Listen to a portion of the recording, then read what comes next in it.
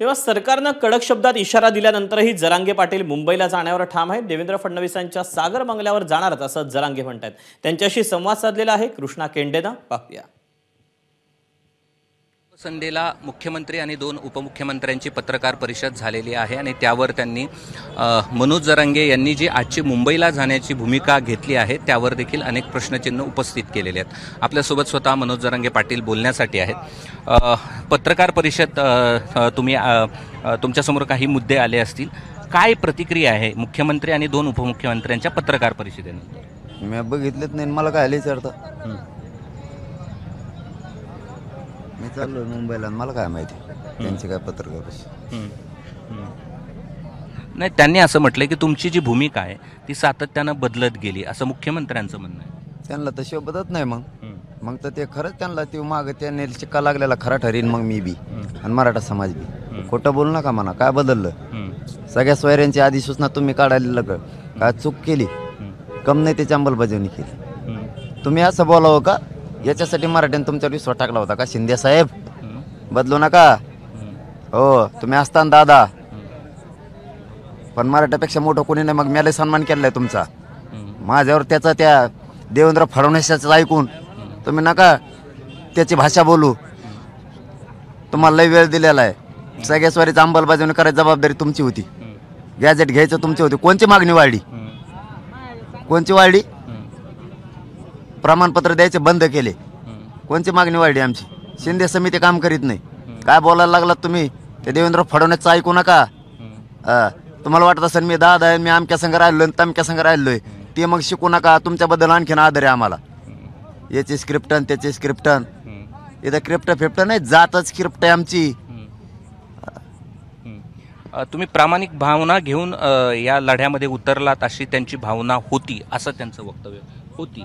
आमची बी आमची तीच भावना होती। तुम्ही खरे मुख्यमंत्री होतात तवर तुमच्या लोकांनी काय काय येऊन सांगितलं मग मला बी माहिती आहे। मुंबईला आलं तेव्हा कुठं दडून बसला होतात, मग तुम्ही नका बाहेर काढायला मग नाव घेईन मग त्या लोकांची मी बी। तुमचे लोक बरे घेऊन पळत येत ही असली आमच्यावर आरोप करायसाठी। तुमचा प्रवक्ता पळवतो, तुमचा मंत्री पळवतो, भाजपचा मंत्री पळवतो, हे तुम्हाला चालतं का? मग तुम्ही बी प्रामाणिक होते ना, आणि मी प्रामाणिकच आहे आज बिन उद्या बी। मला तुमच्यावर बोलायला नका, सगळे उत्तर द्यायला मुंबईत यायलो मी। थांबा ना जरा, दमधरा यायलोय मुंबईला। जोपर्यंत मनोज जरांगे पाटील यांची लोकांसाठीची भावना होती तेव्हा मी स्वतः त्यांच्या सोबत होतो, मात्र आता त्यांची भाषा राजकीय वाटते असं मुख्यमंत्र्यांचं म्हणणं आहे। बरोबर आहे ना, मग राजकीय दगे फटके करायला लागल्यावर काय बोलणार तुम्ही? तुमच्या राजकारणासाठी का मारता का मराठा? मा तुम्ही तिघ जण द्या ना सगळ्या सोयरीची अंमलबजावणी, घ्या ना गॅजेट, हाय का नाही? पहिल्यापासून बोली ती काय गप्पा सांगा, आता गप्पा नका सांगू। त्याच्या दावणीला बसू नका शिंदे साहेब, विचार करा। आणखीन बी मराठा तुमच्या बाजूने बोलतोय, आणखीन तुमच्या बाजूला दावणीला जाऊ नका। त्यांच्या बोलण्यातून मुख्यमंत्री उपमुख्यमंत्री मुख्यमंत्री यांच्याबद्दल असं बोलणं आपली संस्कृती नाही आहे असं देखील मुख्यमंत्री म्हणाले। आणि मुख्यमंत्री साहेब तुमची संस्कृती आहे का जनतेला फसवायचं आणि त्यांच्यावर केस ठोकायच्या?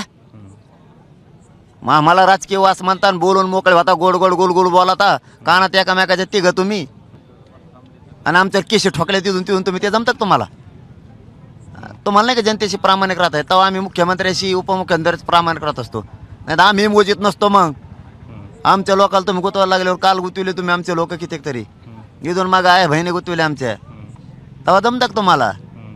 बोलल्यावर कसे मिरच्या लागत यात?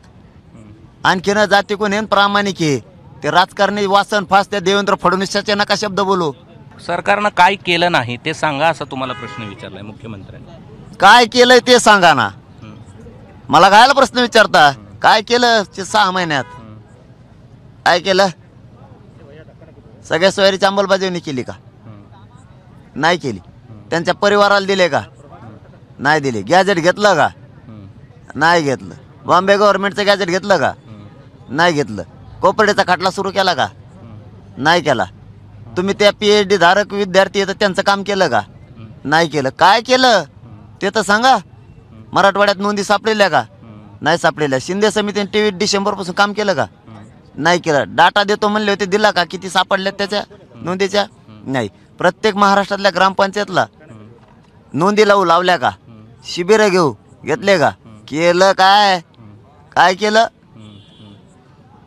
प्रत्येकाने आपल्या मर्यादित राहिलं पाहिजे. कायदा सुव्यवस्थेचा प्रश्न निर्माण होता कामा नये. कोणाला वाटत असेल की सरकारला काही माहीत नाही, तर सरकार, गृह विभाग सगळं लक्ष ठेवून आहे. काय तर सांग ना, कोण म्हणलंय?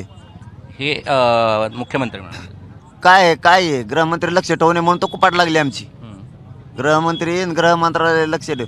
नका भाषा बोलू शिंदे साहेब. आणखीन समाज तुम्हाला मानतोय.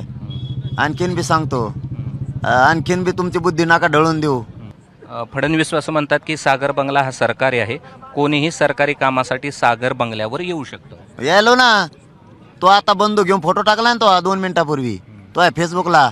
आलोय तसाच बंदूक घेऊन उभा आहे. खानदानी असला तर तिथं बी आता फोटो टाकले ना, तो बंदूक घेऊन उभा आहे. मी बी तलवारीचा फोटो टाकतो. मग आता तो टाकलाय ना, तो आहे फेसबुकला. आता तो टाकलाय फोटो. तो बंदूक घेऊन असा फोटो टाकलाय तिने.